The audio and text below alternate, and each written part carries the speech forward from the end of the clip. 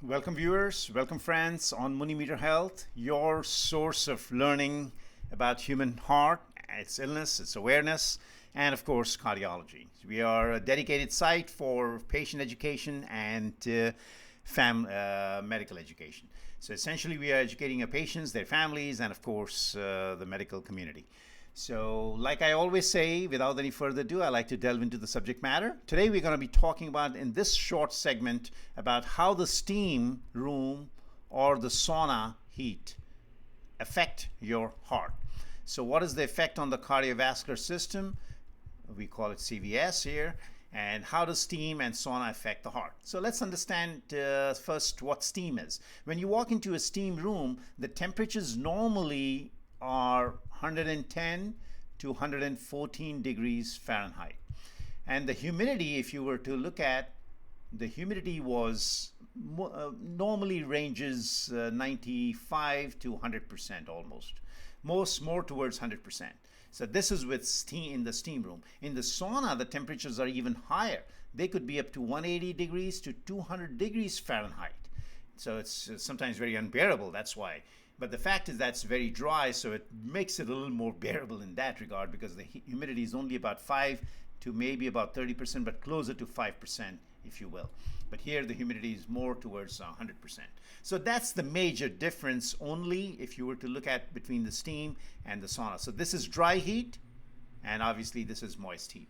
So now what is the mechanism as to how the heat really makes you feel better? How does it make you feel more at relief, more relaxed? And the mechanism is such that it works both on the heart as well as into your lungs. There are two cardiovascular as well as respiratory effects that we're going to be essentially discussing through this short segment. So in the cardiovascular system, what it does is it actually sends signals to your arterioles, which are very fine arteries sitting in your muscle and in your, say, if this was your muscle within the leg or within your arm or within your thigh, there are tiny little arteries here. We'll show it in a different color here, color schematics. And these arteries, they tend to obviously supply the muscle, and you have your skin, which is on top, and this being your skin. The arterioles, they get signals from the peripheral nervous system. So there is a central nervous system and there is a peripheral nervous system. These are peripheral nerves and central nerves. So the brain sends signals to these arterioles here, and once you get signals, they will vasodilate. So it's called peripheral vasodilatation. Now, once the peripheral vasodilatation occurs under the skin, obviously through these cutaneous tissues and subcutaneous tissues and these various arterioles and which are supplying the muscle and the musculoskeletal system, there is more circulation, obviously. So the circulation, so the capacity of these vessels increase. And because the capacity increases, the peripheral vascular resistance drops. That makes sense, right? Because you have a larger vessel occupying the same amount of blood, the resistance will be less. So the blood flow will increase. So that will increase the blood flow to the region. Now remember, the blood flow also increases to the coronaries. It also increases to your cerebral system, to your brain. And it also increases to your renal area.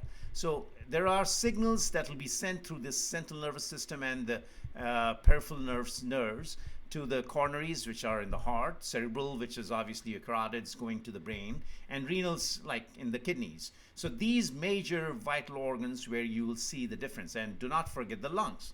So you'll have effects in the lung also. So essentially it is causing improved circulation or maximal circulation by virtue of vasodilatation that occurs in these vascular trees or in these vascular areas.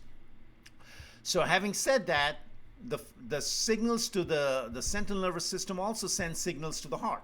Now, various signals that are sent to the heart, they will increase the heart rate, they will increase your blood pressure, chiefly the systolic blood pressure.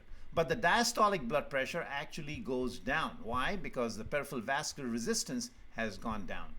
And the diastolic blood pressure. So in other words, if your normal blood pressure, say, was 120/80, you would end up, by the time you finish your 15 to 20 minutes of your steam, if you can tolerate that much, or your sauna, your systolic pressure will be about 130, that's 10 points higher, but your diastolic will either say 80 or may go down a little bit and go to 70 to 80.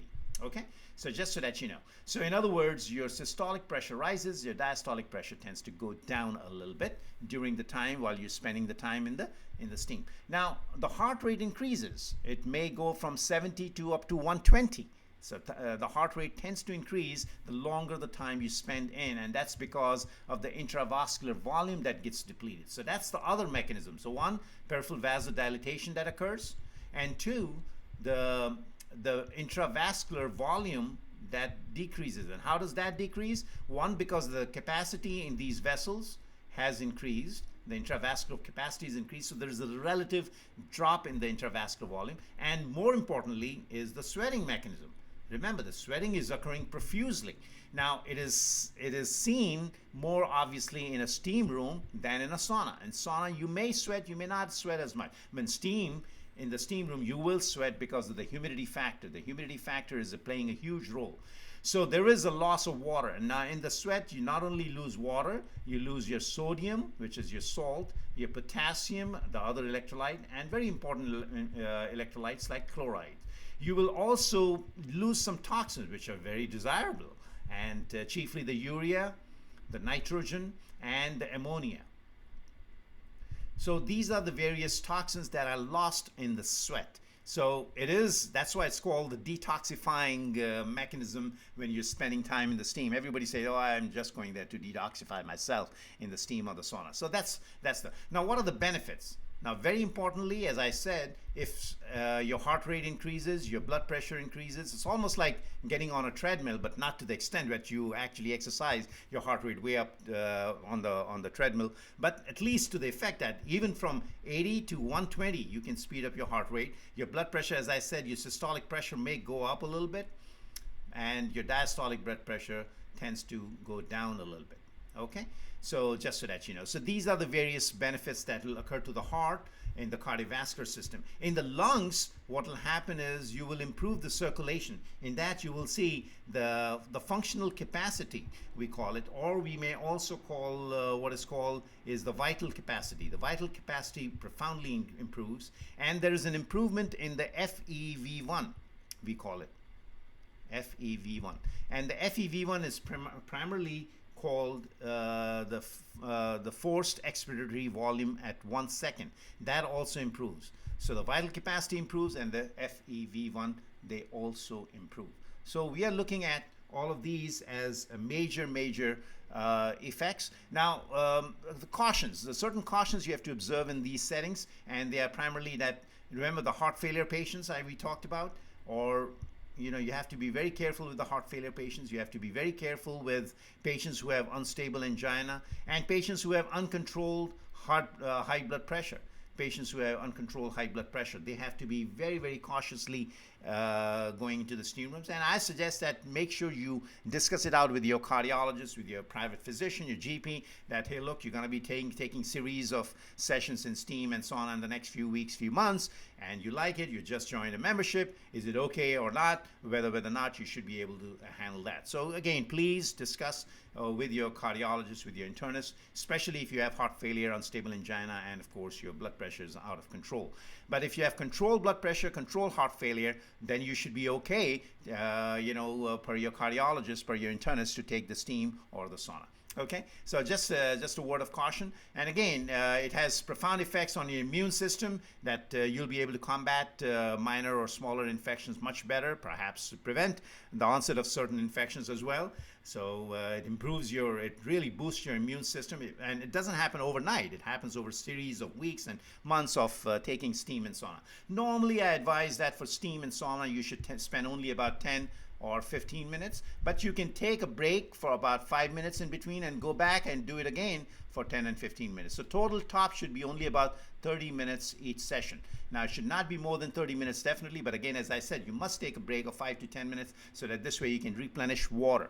Please replenish water more in your while you're in the steam room than in the sauna. But again, sauna also, it's nice because dry heat, there's insensible loss through the skin. You're constantly losing it through your skin as well as through your breath, the moisture that is within your body. So again, replenishing the water, carry your bottled water within the steam room, and every 2 minutes take a huge gulp, etc., while you're sitting or you're laying down. Another piece of caution I always advise is do not get up from the platform or the bench where you're sitting within the sauna or the steam room rather abruptly and walk to the door and try to exit. No, do not do that. I always suggest that try to sit up, recline for a little while, paddle your feet a few times, and then get your bearing, in other words, and then begin to walk out of the room, because normally the body takes a little extra few seconds to readjust, specifically so if your intravascular volume is depleted or if you have a capacity which is increased. So in a nutshell, you've learned the basic effects of steam and sauna, the cardiovascular effects, the lung effects, and of course you have effects on your immune system, as I said, and very importantly on your skin and musculoskeletal system, because you sweat a lot and therefore you lose a lot of toxins, specifically right here, as I said. But also remember that you will make the muscles feel much better because they will recover rather fast. Your heart rate has increased, so your circulation improves, and your blood pressure also improves, and your flow increases. The blood flow to these heart muscles and under the skin improves. Everywhere, in fact, your blood flow is enhanced. So that's very desirable. So that's why when people exit out of the steam and the sauna, they feel extremely relaxed. They feel so delightful, for the rest of the day, and it's a whole different feeling. And it's undescribable in words, in other words. So just so that you know. Okay, so but do keep replenishing water while you're in the steam room or in the sauna room. That's a very, very precautionary measure. And again, as I said, sweating is profuse, and primarily in the place where you have high humidity, 95 to 100% almost in the steam facility. Okay. Once again, this is Dr. Jaitly on a very short segment on MuniMeter Health, your favorite online source of learning about cardiology and human heart awareness. I will see you again in my next video, on my next segment, very shortly. Thank you again. Bye now.